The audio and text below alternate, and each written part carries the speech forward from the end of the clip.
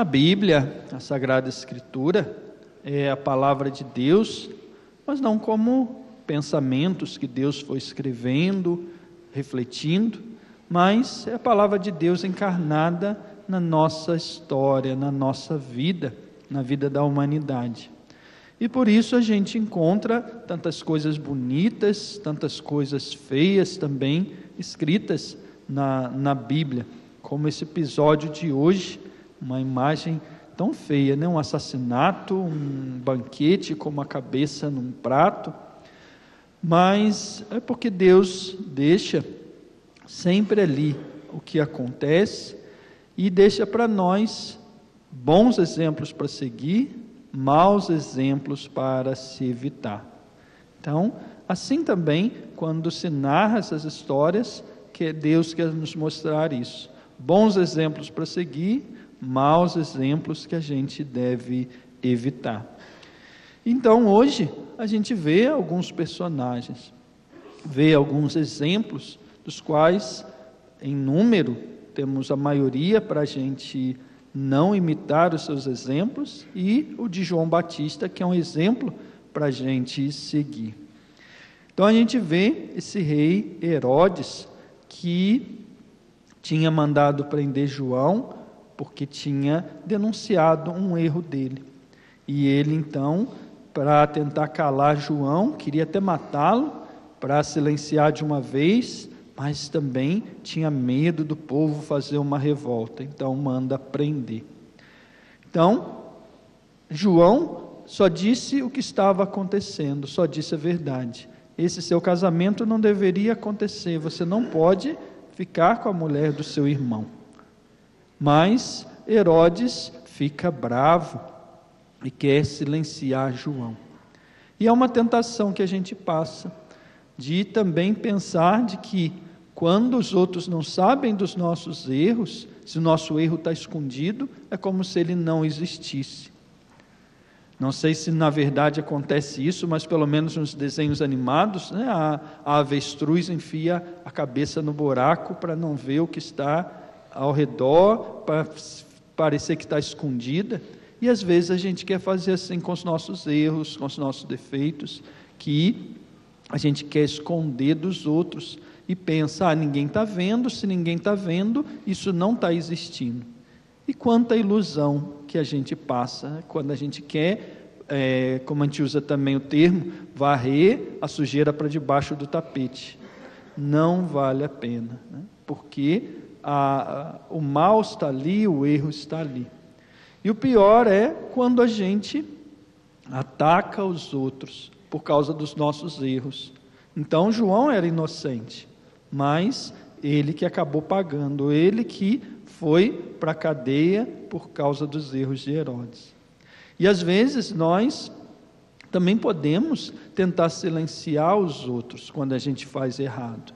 Às vezes uma ameaça, eu vou te bater, ou eu vou fazer isso com você. Às vezes ameaça de uma agressão, se a gente tem força. E se a gente não tem força física, ou não tem poder para prejudicar o outro, para que ele silencie o que ele sabe de nós, às vezes a tentação de matar a fama da pessoa, falar mal dela, afastar essa pessoa dos outros amigos, para que ela não possa falar de nós. Então é uma tentação que a gente deve procurar superar, para não cair no mesmo erro ali de Herodes. Depois, o próprio Herodes que vai e promete algo que ele não poderia cumprir, porque ele não era dono da vida de João. Ninguém pode prometer dar a vida do outro. Então, quando a gente também faz promessas muito grandes, a gente faz promessas impensadas, a gente também pode correr o risco de fazer besteiras ainda maiores. Eu vou te dar tudo o que você pedir. Olha que promessa impensada. Imagina se ela dissesse, olha, então eu quero que você me dê o reino, que eu reine no seu lugar. Ele nunca ia dar. Mas, como João era mais fraco, ele entregou a vida de João. Ela pediu isso. E ela não pediu o reino, porque ela sabia que ele não daria. Mas a cabeça de João, ele poderia dar. Então diz que ele fica triste, mas cheio de orgulho. Não, como é que eu vou voltar atrás do meu juramento?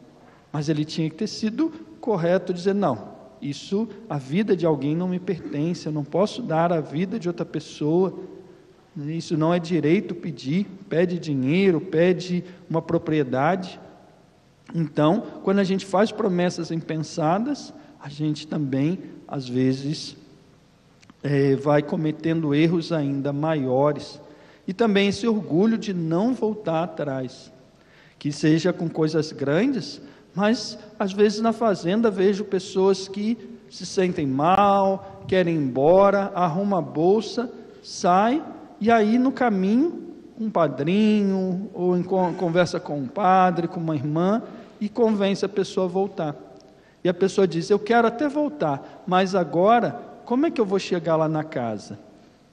Tem o orgulho e não quer voltar atrás na sua decisão. Aí prefere desistir da caminhada de verdade, porque tinha tomado uma decisão com cabeça quente, como Herodes ali, não, eu te dou o que você quiser. E a pessoa diz, eu vou embora. Mas depois fica com vergonha de voltar. E aí faz uma besteira maior, vai para a rua, aí saiu de qualquer jeito, acaba recaindo e tal. Então que a gente não tenha vergonha de dizer, eu estava errado naquilo que eu disse, estava errado naquilo que eu prometi, estava errado naquilo que eu queria, e agora volta e faz a caminhada. Porque já vi gente que foi pega assim no meio do caminho, já com a mala nas costas, e o padrinho conversar, chamar a pessoa, antes de sair da fazenda, voltar para casa e terminar bem a sua caminhada. Então que a gente não tenha essa vergonha de voltar atrás, às vezes, na decisão errada que a gente tomou. E depois a gente vê a postura também de Herodíades, essa mulher, a vingança. Nossa, como ela quis se vingar, olha o mal que ela fez a João Batista, que tinha denunciado o erro dela. Ela faz um pedido bem estranho, e bem macabro, eu quero a cabeça dele num prato. Então, eu fico imaginando essa cena, no meio de um palácio, tantas comidas boas, um lugar tão bonito, todo mundo bem vestido, e daqui a pouco chega um soldado com uma cabeça num prato. É um filme de terror isso, Mas, no início ela deve ter sentido até ali um prazer, viu? Eu sou melhor que você, olha o que eu fiz com você. Mas aquela cabeça deve ter assombrado aquela mulher durante muito tempo.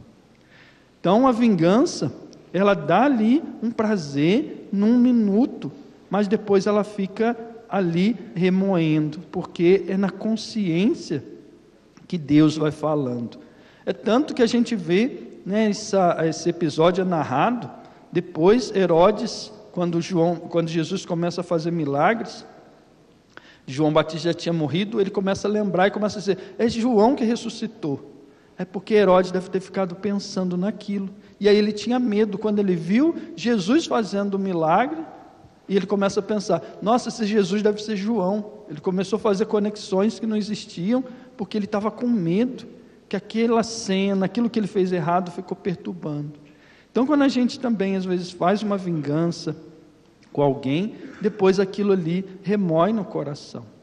Às vezes a gente pode, graças a Deus aqui, espero que ninguém faça coisas feias assim, mas às vezes a vingança a gente debocha de alguém, ou no futebol, vai lá dar uma canelada em alguém, mas depois pensa, por que eu falei aquilo? Por que eu peguei aquele cara no futebol? Por que eu fiz isso? Então a vingança não tem uma recompensa que permanece. Mas quando a gente perdoa alguém, quando a gente faz o bem, é uma paz que não passa. A gente vai dormir tranquilo. E essa moça também, que dançou, a jovem filha, que dançou, agradou, então ela conseguiu manipular toda aquela situação. Devia ser muito bonita, devia dançar muito bem, então ela conseguiu manipular até o rei. Mas depois ela se deixa manipular pela mãe. Ela que ganha o rei diz para ela: o que você quiser eu vou te dar. E ela vai lá: mãe, o que eu vou pedir? A cabeça de João Batista.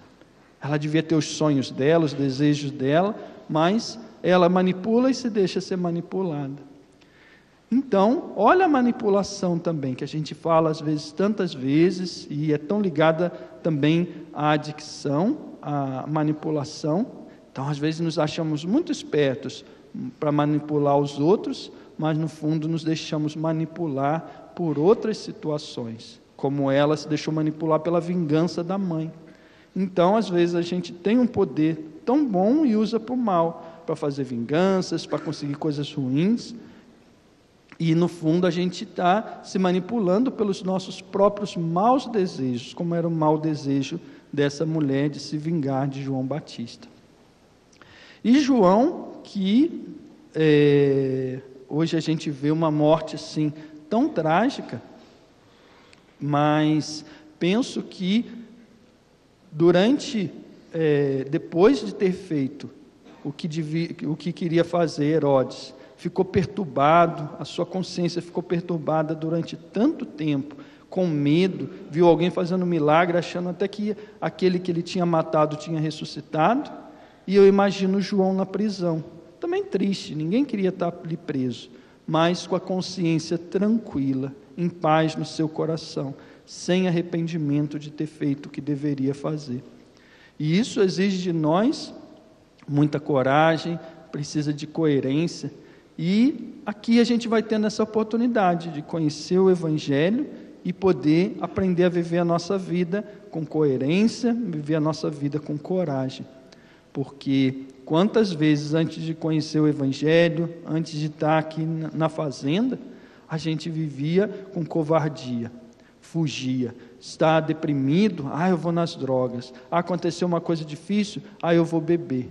E agora, o que a gente aprende? Quando a gente tem, por exemplo, uma dificuldade, uma discussão, a gente aprende a conversar, a gente aprende a perdoar. Então, olha essa coragem que vai aprendendo a ter. Olha essa coerência.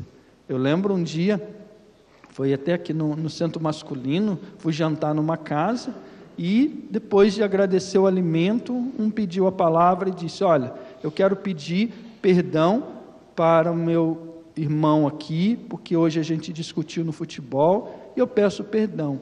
E peço perdão na frente de todos, porque eu briguei na frente de todos. E eu fiz a minha crisma, eu estou dando esses passos na fé, e eu não posso mais viver a vida velha. Olha só o desejo da coerência. Então antes, eu briguei, deixo ele para lá, não falo mais com ele. E agora essa coragem de pedir desculpa na frente de todos, a coerência de viver de acordo com o que o Evangelho ensinou, e com certeza o coração dele ficou em paz. Mas se ele não tivesse pedido desculpas, e isso tem mais de 1 ano, ele estaria até hoje pensando: por que eu não pedi desculpas? Por que eu não fiz? Foi difícil? Foi, mas com certeza o coração dele ficou em paz. Então pedimos a Deus essa graça de, conhecendo a Escritura, ver os maus exemplos para que a gente não siga, e ver os bons exemplos, e Ele nos dê a força para que com coragem e coerência a gente viva o Evangelho. Este programa tem o apoio dos nossos benfeitores. Seja você também um benfeitor evangelizando conosco. Ligue para 011 4200 8080.